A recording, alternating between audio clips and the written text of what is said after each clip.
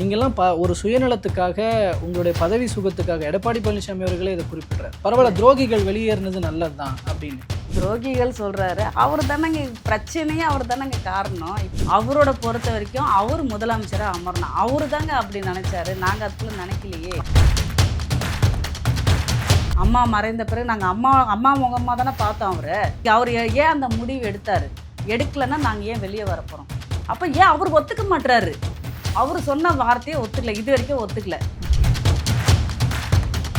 தாவேகா எம்எல்ஏக்களை பேரம் பேசி விலைக்கு வாங்கும் திமுகவினுடைய முயற்சியில் எடப்பாடி பழனிசாமி அவர்களுடைய பங்கும் இருக்கிறதுன்னு நினைக்கிறீங்க? கண்டிப்பாக அவர் ஏற்கனவே முடிவு எடுத்துறது தானே. 2.5 வருஷம் அண்ணா திமுக, 2.5 வருஷம் திமுக அப்படிலாம் கூட பேசியிருக்காங்க. அதிமுகவினுடைய அழிவுக்கு தாவேகா காரணமாக இருக்கிறது, தாவேகா அதிமுகவை விழுங்கி வருகிறது இப்படிங்கிற ஒரு விமர்சனம் பொதுவாக அரசியல் வட்டாரத்தில் இருக்கு. நீங்க அதை உணர்றீங்களா? அதை இல்லை, அதை மறுக்க முடியுமா?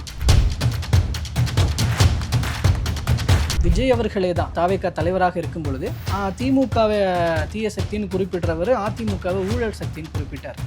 அப்போது ஆக்சுவலி நீங்களும் அதிமுகவில் இருந்தீங்க, உங்களையும் சேர்த்து தான் அவர் குறிப்பிடுறார். உங்களை ஊழல் சக்தின்னு குறிப்பிட்ட ஒருத்தருடைய அவர்கிட்டயே போய் இப்போ ஜாயின் பண்ணியிருக்கிறீங்களே, அது உங்களுக்கு ஒரு மாதிரி ஹெசிடேஷனாக இல்லையா? முதல்வர் விஜய் அவர்கள் தனிப்பட்ட முறையில் ஒரு ஆய்வு ஒன்று பண்ணியிருந்திருக்கிறாரு. இப்போ தொகுதியில் அவங்களுக்கு மேலே ஒரு மக்கள் மத்தியில் ஒரு கெட்ட பெயர் இருக்குது, உருவாகி இருக்குது. இப்போ உங்களை எதிர்த்து போஸ்டர்லாம் கூட அடித்தாங்க, அது மக்கள் மத்தியில் இப்போ ரீச் ஆகிருக்கு அப்படிங்கிறது. அப்போ மறுபடியும் வாய்ப்பு வழங்கப்படாதோ அப்படின்னு. இப்போ தாவேக்கா ஒரு வாஷிங் மிஷின் வச்சு அதில் எல்லாத்தையும் செலவை செஞ்சு சேர்த்துக்கிறாங்களான்னு ஒரு குற்றச்சாட்டு சேர்பவர்கள் மேலேயும் சேர்த்துக்கிற தாவேக்கா மேலேயும் வருது. இதுக்கு என்ன பதில் சொல்லிக்க நினைக்கிறேன்? இதுக்கு என்ன சொல்ல தெரியல எனக்கு.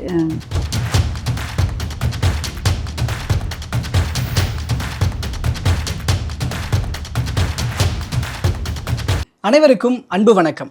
இன்றைய சிறப்பு நேர்காணலில் நம்மோடு இணைந்திருப்பவர் சில நாட்களுக்கு முன்பு அதிமுகவிலிருந்து விலகி தன்னுடைய எம்எல்ஏ பதவியை ராஜினாமா செய்துவிட்டு அங்கிருந்து விலகி தாவேக்காவில் இணைந்துள்ள திருமதி மரகதம் குமரவேல் அவர்கள்கிட்ட பல்வேறு விஷயங்கள் பற்றி பேச இருக்கிறோம்.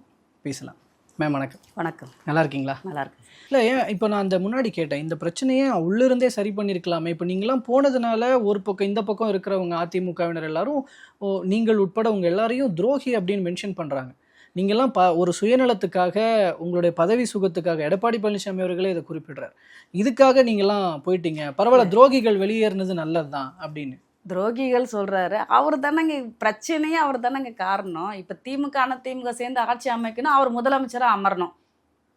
அவரோட பொறுத்த வரைக்கும் அவர் முதலமைச்சராக அமரணும். அவரு தாங்க அப்படி நினைச்சாரு. நாங்கள் அதுக்குள்ள நினைக்கலையே. அவரு தான் சுயநலமாக யோசிக்கிறார். ஆமாம், அவர் தான் சுயநலமாக. இப்போ இந்த கருத்து யாரோட தரப்ப யாரோட வாயிலிருந்து வந்தது? நாங்கள் சொன்னோமா? திமுகவோட அதிமுக சேர்ந்து ஆட்சி அமைக்கலாம்னு நாங்கள் சொன்னோமா? இல்லை முன்னாள் அமைச்சர் யாராவது சொன்னாங்களா? உதயகுமார் நல்லா பேசுகிறாங்க, ஓகே, அவங்க பேசுகிறாங்க. உள்ள 47, அதாவது அண்ணன் எடப்பாடியார் அண்ணன் உட்பட 47 பேர் நாங்கள் இருந்தோம். அங்கே இருக்கிறவங்களுக்கு தானேங்க, உள்ள நடந்தவங்களுக்கு தானேங்க தெரியும். இப்போ அவங்க சொன்னதை தான் இப்போ திமுக அதிமுக சேர்ந்து ஆட்சி அமைக்கணும் அந்த வார்த்தை வரலன்னா நாங்கள் பண்ண அதிமுக தான் இருந்திருப்போம். நாங்கள் ஏன் வெளியே இருந்திருக்க போகிறோம்? அவங்க எடுத்த முடிவுனால தானே இவ்வளோ பிரச்சனை வந்தது. அவரு ஏன் அந்த முடிவு எடுத்தாரு? அவரு தான் சிஎம்மாக இருந்திருக்காரு, அமைச்சராக இருந்திருக்காரு, பல்வேறு பொறுப்புகளை இருந்திருக்காரு. அண்ணன் அவர்கள் தான் எல்லா பொறுப்பாக இருந்திருக்காங்க. அம்மா மறைந்த பிறகு நாங்கள் அம்மா முகமாக தானே பார்த்தோம். புரட்சித் தலைவர் அம்மா அவர்களுக்கு பிறகு 2 முகமாக நாங்கள் எடப்பாடியாரனை தானே ஏற்றுக்கணும். அவரோட தலைமையில் தானே நாங்கள் இருந்து பயணிச்சிருக்கோம். இன்னைக்கு மூத்த அமைச்சர்களாக இருந்திருக்காங்க. அவங்க எல்லாருமே அவர் எடப்பாடியான கூட பயணிச்சவங்க தானே. இன்னைக்கு அவர் ஏன் அந்த முடிவு எடுத்தார்? எடுக்கலைன்னா நாங்கள் ஏன் வெளியே வரப்போகிறோம்? அப்போ ஏன் அவர் ஒத்துக்க மாட்டுறாரு? அவர் சொன்ன வார்த்தையை ஒத்துக்கல, இது வரைக்கும் ஒத்துக்கல. ஏன் ஒத்துக்கல? திமுக அதிமுக சேர்ந்து ஆட்சி அமைக்க ட்ரை பண்ணுறாங்க, இன்னமும் ட்ரை பண்ணுறாங்கன்னு இப்போ அமைச்சர் சிடிஆர் நிர்மல்குமார் சமீபத்தில் கூட பேசினார். அதனுடைய தொடர்ச்சியாக தான் இப்போது தாவேகா எம்எல்ஏக்களை பேரம் பேசி விலைக்கு வாங்குவது அப்படிங்கிற முயற்சியில் இந்த பக்கம் செந்தில் பாலாஜி அவர்கள் மீது வழக்கு இருக்கிறது அப்படிங்கிறது தான் தெரியும். நான் இந்த பக்கம் இன்னொரு பாயிண்ட் கேட்குறேன். இப்போ அதிமுகவும் அந்த மைண்ட் செட், எடப்பாடி பழனிசாமி அவர்களும் அந்த மைண்ட் செட்டில் இருக்கிறதுனால தாவேகா எம்எல்ஏக்களை பேரம் பேசி விலைக்கு வாங்கும் திமுகவினுடைய முயற்சியில் எடப்பாடி பழனிசாமி அவர்களுடைய பங்கும் இருக்கிறதுன்னு நினைக்கிறீங்களா? கண்டிப்பாக அவர் ஏற்கனவே முடிவு எடுத்துறது தானே. திமுக அதிமுக சேர்ந்து ஆட்சி அமைக்க வேண்டிய ஏற்கனவே முடிவு எடுத்துறது தானே. ஆக மொத்தத்தில் ஒன்று அதிமுக தான் ஆட்சியில் அமரணும், இல்லை திமுகலாம் ஆட்சி அமரணும். இவங்களுக்குள்ள என்ன அண்டர்ஸ்டாண்டிங்னே எனக்கு தெரியல. அதாவது 2.5 வருஷம் அதிமுக, 2.5 வருஷம் திமுக அப்படிலாம் கூட பேசியிருக்காங்க. ஏதோ அவங்களுக்குள்ளேயே நடந்திருக்கு. அவங்கள பொறுத்த வரைக்கும் தமிழக வெற்றி கழகம், மரியாதைக்குரிய மாண்புமிகு முதலமைச்சர் தளபதி அவர்கள் முதலமைச்சராக உட்காரக்கூடாது. அவர் ஆட்சி செய்யக்கூடாது.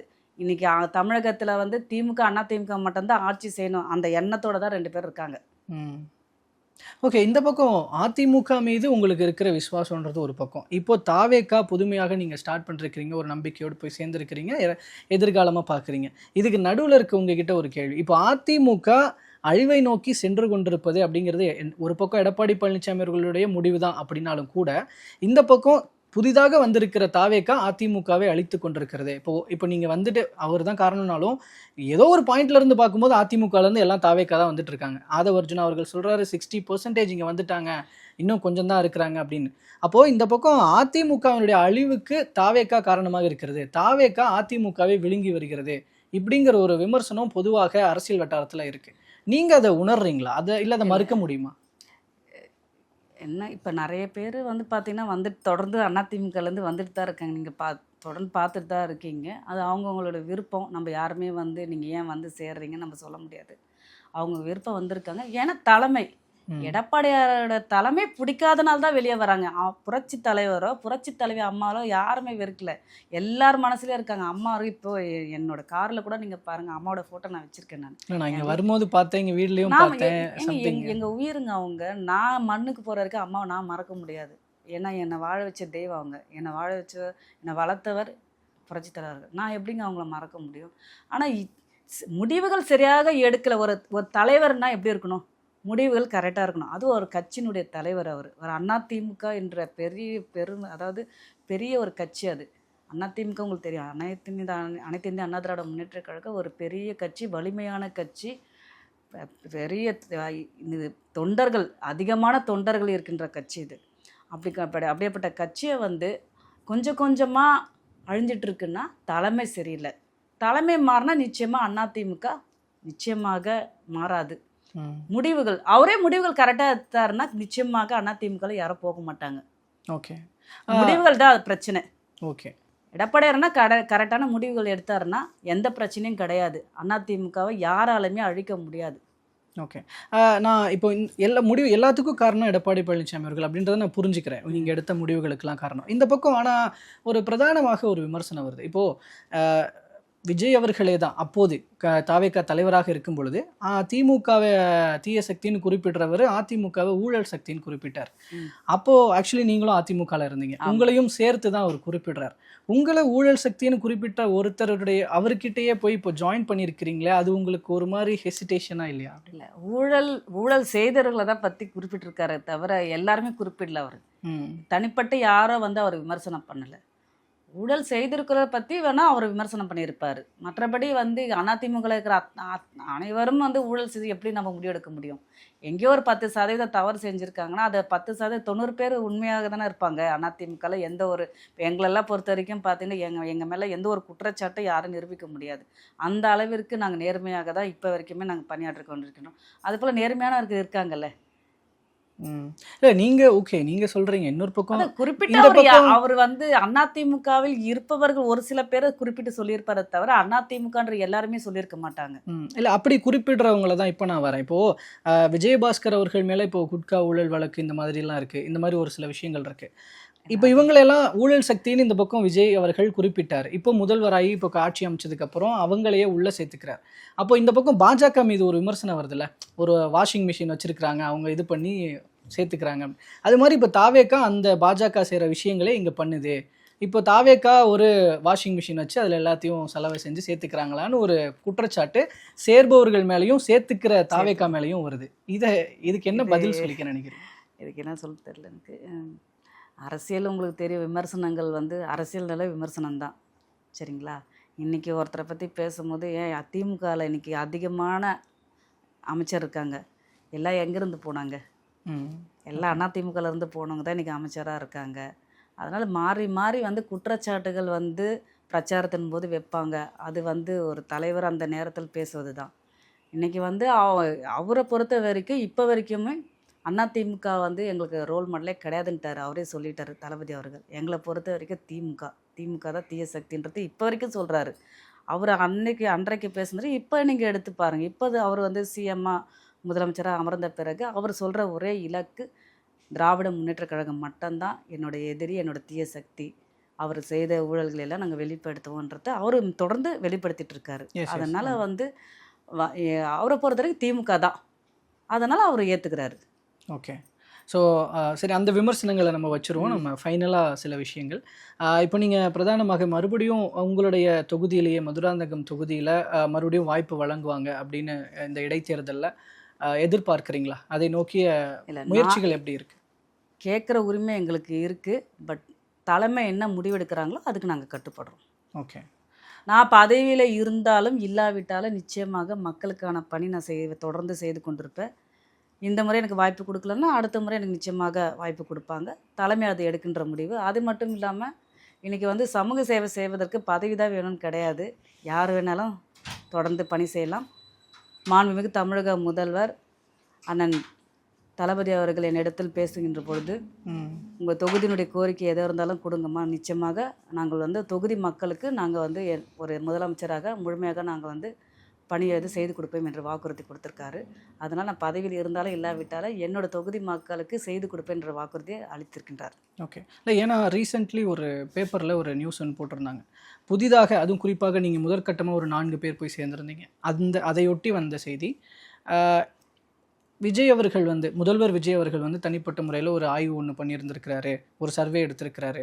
இப்போ தொகுதியில் அவங்களுக்கு மேலே ஒரு மக்கள் மத்தியில் ஒரு கெட்ட பெயர் இருக்குது, உருவாகி இருக்குது. இப்போ உங்களை எதிர்த்து போஸ்டர்லாம் கூட அடித்தாங்க. ஆக்சுவலாக அது அதிமுக தரப்பில் இருந்தாலும் கூட அது மக்கள் மத்தியில் இப்போ ரீச் ஆகிருக்கு அப்படிங்கிறது.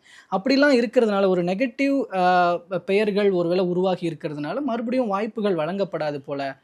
பட் அதுக்கு பதிலாக ஏதாவது வாரிய தலைவர்கள் பொறுப்பு, தலைவர் பதவி இந்த மாதிரி கொடுக்க வாய்ப்பு இருக்குது இப்படின்னு ஒரு நியூஸ் ஒன்று படித்தேன். நான் அதனால தான் இந்த கேள்வி கேட்குறேன்.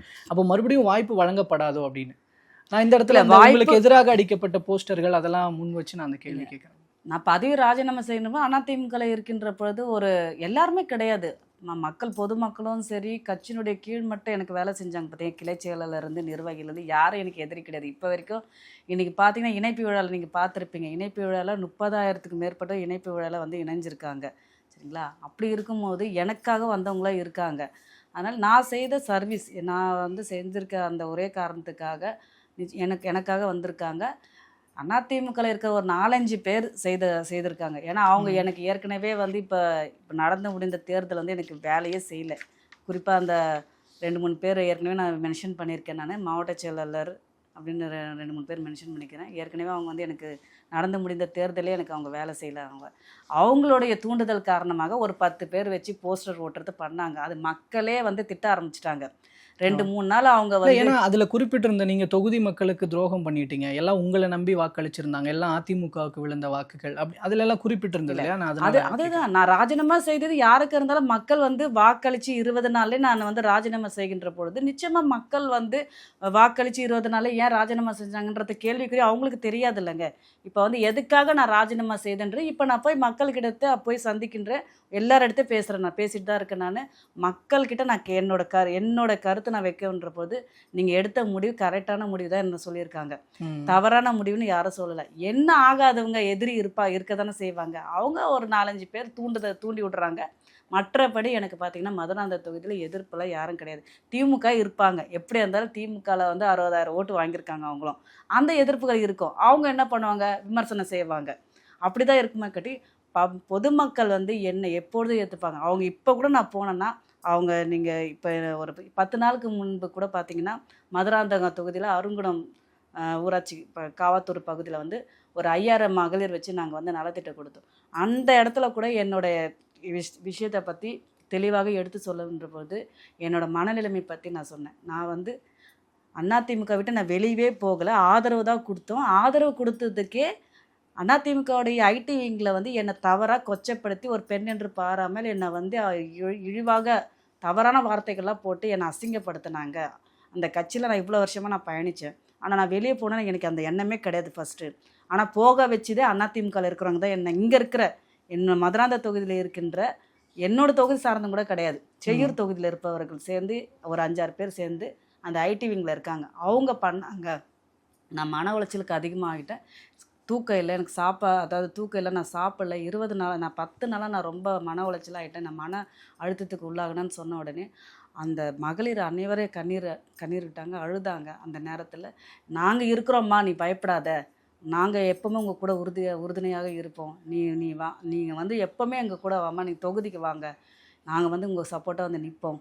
அந்த வார்த்தை சொல்லும் போது அப்போ நான் எந்த அளவுக்கு மக்களோட இருந்திருக்கேன், அதனால தான் மக்கள் என்னை நேசிக்கிறாங்க. அதனால் யாரோ 4 பேர் செய்கிறன்றதுக்காக ஒட்டுமொத்த மதுராந்த தொகுதி மக்களை என்னை வெறுக்கலை. மதுராந்த தொகுதி மக்கள் இப்போ வரைக்கும் நான் தொடர்ந்து அவங்க கூட தான் பயணிச்சிருக்கேன். தினமும் தொடர்ந்து பல்வேறு நிகழ்ச்சி தொடர்ந்து போயிட்டு தான் இருக்கேன், நான் எல்லாத்துக்கும் போயிட்டு தான் இருக்கேன். அதனால் வந்து 4 பேர் சொல்கிறதுக்காக நிச்சயமாக மதுராந்த தொகுதி மக்கள் என்னை இழக்க மாட்டாங்க. அவங்கள பொறுத்த வரைக்கும் அவங்க வீட்டு மகளாக, அவங்க வீட்டு சகோதரியாக தான் இப்போ வரைக்கும் என்னை பார்த்துருக்காங்க. ஓகே. முன்னாள் அமைச்சர் கேசி கருப்பண்ணன் நேற்று ஒரு இன்டர்வியூ கொடுக்கும்போது, நீங்கள் பொறுத்திருந்து பாருங்கள், அதிமுகவிலிருந்து தாவேக்காவுக்கு போனவங்கலாம் திரும்ப அதிமுகவுக்கே வருவாங்க அப்படின்னு ரொம்ப திடகாத்திரமாக ஒரு வார்த்தையை பிரயோகிக்கிறார். நான் இந்த பக்கம் செய்தித்தாளில் ஒரு செய்தி ஒன்று படிக்கிறேன். எடப்பாடி பழனிசாமி அவர்கள் அதிமுகவிலிருந்து தாவேக்காவிற்கு போன அந்த முக்கிய புள்ளிகள் கடந்த காலங்களில் செய்த ஊழல்களாக இருக்கட்டும், இல்லை அவர்களுக்கு எதிராக சில ஆவணங்களோ ஆதாரங்களோ இருக்கட்டும், அதையெல்லாம் கலெக்ட் பண்ணிட்டு இருக்கிறார். அதை பிஜேபி மூலமாக ஒரு இடி ஐடி ரைடு விடுறதுக்கான ஒரு முயற்சிகள் நடக்கிறது அப்படின்னு ஒரு செய்தி ஒன்று. நான் இந்த 2 விஷயத்தையும் பொருத்தி பார்க்குறேன். அப்போ அதிமுகலேருந்து தாவேக்காவுக்கு போனவர்கள் திரும்பி அதிமுகவுக்கே இழுக்கிறதுக்கான முயற்சியை எடப்பாடி பழனிசாமி எடுக்கிறாரா? அப்படி எடுத்தால் அது பலனளிக்கும்னு நினைக்கிறீங்களா? அவரோட கருத்தை அவர் சொல்லிட்டு இருக்காரு, அவர் முடிவு எடுத்துட்டு இருக்காரு. அதுக்காக இவங்களும் வந்திருக்கவங்களும் அவங்களும் சில முடிவுகள்லாம் எடுப்பாங்கல்ல, என்ன விஷயன்ட்டு முடிவுகள்லாம் எடுப்பாங்க. அது எல்லாமே அவங்க சைடில் அவங்க பார்க்க போகிறாங்க. எங்கள் சைடில் எதோ பிரச்சனையில் இருந்தாலும் நாங்கள் அமைதியாக இருக்க போகிறோம். யார் யாருக்கு அந்த இஷ்யூ இருக்கோ, எடப்பாடியார் நான் சொன்னது போல் அவங்க மேலே குற்றச்சாட்டு இருக்குன்னா அதெல்லாம் அவங்க வந்து சட்ட ரீதியாக அவங்க வந்து பார்க்க போகிறாங்க, ஃபேஸ் பண்ணிக்குவாங்க. ஸோ அப்படி தான் எடுத்துக்கணும். ஓகே மேம், நிறைய விஷயங்கள் ஸ்போர்ட்டிவாக பதில் சொல்லிட்டீங்கன்னா, நான் நிறைவாக ஒரே ஒரு விஷயம், உங்களுடைய தொகுதி மக்களுக்காக இருக்கட்டும், இல்லை தற்போதைய அரசு எப்படி நடந்துக்கிட்டு இருக்கு அப்படிங்கிறதாக இருக்கட்டும், மக்களுக்கு என்ன சொல்லிக்க நினைக்கிறீங்க? அது நீங்கள் கேமரா பார்த்து கூட சொல்லிடலாம், அதோடு நம்ம முடிச்சுக்கலாம். தமிழக வெற்றி கழக ஆட்சி பொறுப்பேற்று சிறப்பான முறையில் கட்சியும் சரி ஆட்சியும் சரி சிறப்பான முறையில் வழிநடத்துகின்றார் தமிழக முதல்வர் அண்ணன் தளபதி அவர்கள். தொடர்ந்து அவர் தேர்தல் அறிவிப்பெல்லாம் அறிவிச்சிருக்காங்க. தொடர்ந்து படிப்படியாக செய்து கொடுப்பேன் என்று வாக்குறுதி அளித்திருக்கின்றார். முதல் கையெழுத்து உங்களுக்கு அனைவருக்கும் தெரியும், அதிரடி பெண் திட்டத்தை அறிவிச்சிருக்காங்க. அதே போன்று பார்த்திங்கன்னா டாஸ்மார்க் 700 டாஸ்மார்க் கிட்ட மூடுவதாக அறிவிச்சிருக்காங்க. அதே போன்று 200 யூனிட் மின்சாரம், இது போன்ற பல்வேறு கோரிக்கைகள் எல்லாம் அறிவிச்சிருக்காங்க மாண்புமிகு முதல்வர் அவர்கள். என்னை பொறுத்த வரைக்கும் பார்த்தீங்கன்னா பெண்களுக்காக பெண் சிங்கம் அதிரடிப்படை என்பது ஒரு சிறப்பான ஒரு திட்டம். புரட்சித் தலைவி அம்மா அவர்களுடைய ஆட்சியில் தெரியும், அம்மா அவர்கள் பெண்களுக்காக தான் எப்போதும் முக்கியத்துவம் கொடுப்பாங்க. அது ஒரு ஏழை எளிய மக்களுக்கு தொடர்ந்து அம்மா அவர்கள் வந்து முக்கியத்துவம் கொடுப்பார். முதல் கையெழுத்து புரட்சித் தலைவி அம்மா அவர்கள் எப்படி முதல் கையெழுத்து பெண்களுக்காக முதல் கையெழுத்திடுவார்களோ அதே போன்று தான் முதல்வர் தளபதி அவர்கள் பெண்களுக்காக முதல் கையெழுத்திட்டிருக்காங்க. அதற்காகவே நாங்கள் வந்து தமிழகத்தில் இருக்கின்ற ஒட்டுமொத்த பெண்களும் நாங்கள் வரவேற்கின்றோம்.